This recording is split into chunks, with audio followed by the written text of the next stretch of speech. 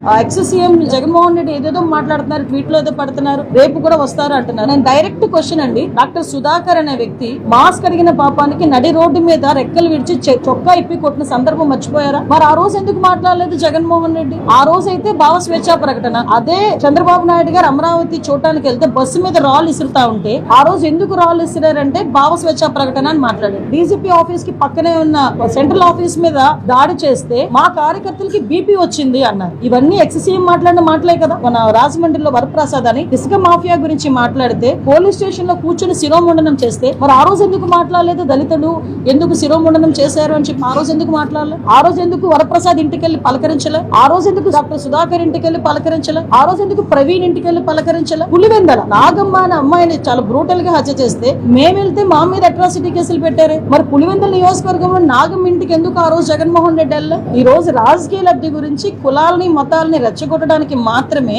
ఈరోజు తప్పు చేసిన వాడి ఇంటికి, అదే విధంగా గాంజాయి బ్యాచ్ వాళ్ళ ఇంటికి వెళ్తున్నాడంటే అతని బ్యాక్గ్రౌండ్ ఏంటో మనం కూడా ఆలోచించుకోవాలి, ప్రజలు కూడా ఆలోచించుకోవాలి.